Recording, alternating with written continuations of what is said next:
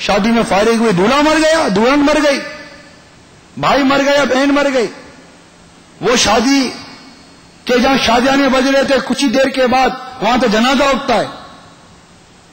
کہ یہ ساری عبرت کی باتیں ہمیں جھنجھوڑتی نہیں ہے. پھر سب سے بڑی عبرت یہ کہ گناہ کرتے کرتے مرنا کیسا، کہ میں اس حال میں مروں کہ میں اللہ کی نافرمانی کر رہا ہوں، ناچتے ناچتے مر رہا ہوں، شراب پی کر مر رہا ہوں، جوا کھیلتے مر رہا ہوں، فلم دیکھتے مر رہا ہوں، گانا سنتے ہوئے مر رہا ہوں، بد نگاہی کرتے کرتے مر جاؤں، لڑکیوں کے ساتھ ناچتے ناچتے مر جاؤں، سونے کی چین میرے گلے میں مر جاؤں، سونے کی انگوٹھی میرے گلے میں مر جاؤں، ناجائز زیور پہن کر میں مر جاؤں. یہ کیسا مرنا ہے؟ آدمی تمنا کرے اللہ اس حال میں موت دے کہ تیرے پیارے حبیب کے در دولت پر میری حاضری ہو،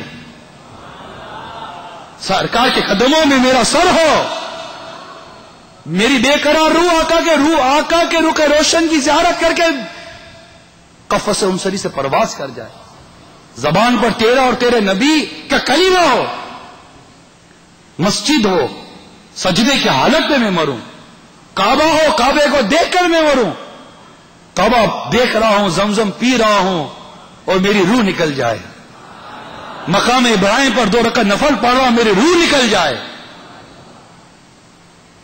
آدمی کو ایسی مرنے کی تمنا بھی کرے اور ایسے مرنے کے انتظام بھی کرے، طریقے کار تو رکھے نا. پتہ ہے کہ موت تو کبھی بھی آ جائے گی.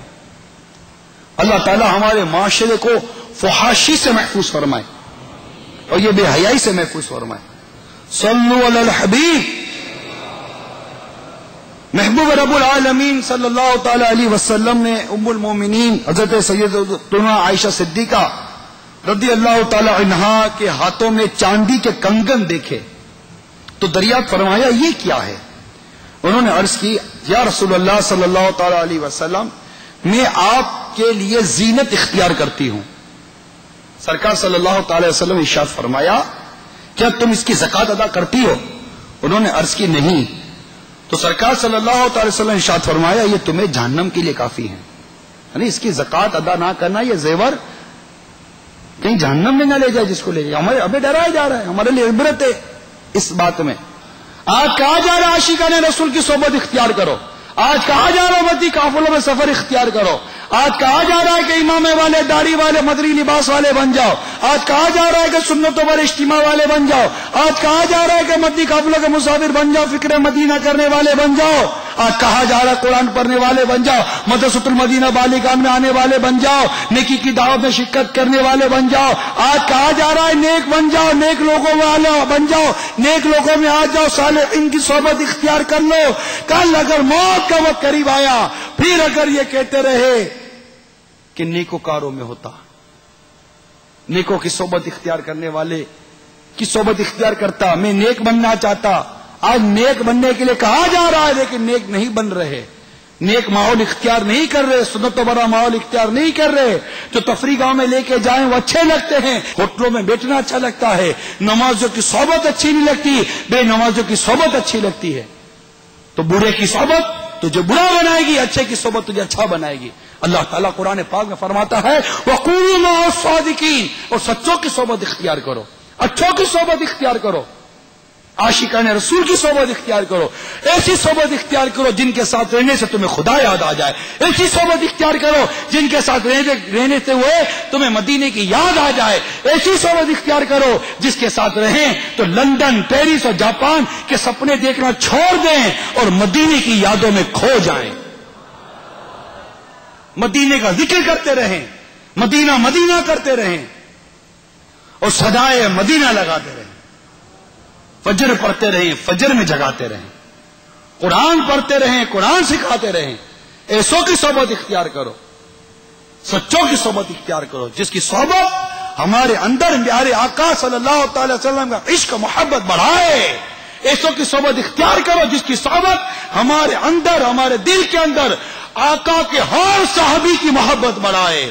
ایسی صحبت اختیار کرو جس کی صحبت ہمارے دل کے اندر اللہ کے ہر ولی کی عظمت بڑھائے، ہر ولی کا اکرام بڑھائے، ہر ولی کے تصرف کا قائل بنائے۔ ایسی صحبت اختیار کرو جو تمہیں غوث پاک کا دیوانہ بنائے، ایسی صحبت اختیار کرو جو آپ کو غریب نواز کا دیوانہ بنائے، ایسوں کی صحبت اختیار کرو جو ہمارے دلوں میں اعلی حضرت کی محبت پیدا کرے، امام اہل سنت کی محبت پیدا کرے، جو ہمارے اندر قرآن مجید ترجمہ کنز الایمان پڑھنے کی محبت پیدا کرے، جو ہمیں تمہید الایمان اور حسام الحرمین پڑھنے کی صحبت اور محبت پیدا کرے۔ اور ایسوں کی صحبت اختیار کرو جس کی صحبت اختیار کرنے سے ہمارے اندر ایمان کی سلامتی کا جذبہ پیدا ہو، ایمان کی سلامتی کا مدنی ذہن بنے۔ ایسوں کی صحبت اختیار کرنی چاہیے جو ہمیں بد نگاہی سے بچاتی ہو، ایسے کی صحبت اختیار کرنی چاہیے جو غیبت سے بچاتی ہو، ایسے کی صحبت اختیار کرنی چاہیے جو چغلی سے بچاتی ہو، جھوٹ سے بچاتی ہو، سود اور رشوت سے بچاتی ہو، اللہ کی یاد دلاتی ہو، اس کے حبیب کی یاد دلاتی ہو عز و جل صلی اللہ تعالی علیہ وسلم۔ ایسوں کی صحبت اختیار کریں، ایسوں کے ساتھ رہیں، عاشقان رسول کے ساتھ رہیں، دعوت اسلامی کے مدنی ماحول میں آ جائیں، ایسے سے خود کو وابستہ کر دو جس سے وابستگی ہمارے اندر ان مدنی ذہن کے پیدا ہونے کا سبب بنے، اور ایسی وابستگی دعوت اسلامی اور ایسی صحبت میرے امیر علیہ سنت کی غلامی میں ہے کہ میرے امیر علیہ سنت کی غلامی آپ سے وابستگی اور آپ کی نسبت کی برکت ہے کہ اللہ تبارک و تعالیٰ کے اس ولی کامل میرے امیر علیہ سنت نے لاکھوں مسلمانوں کو امام اہل سنت کا دیوانہ بنا دیا،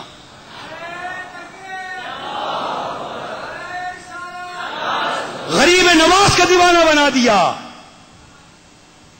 داتا گنج بخش علی حجویری کا دیوانہ بنا دیا، بزرگان دین کا دیوانہ بنا دیا۔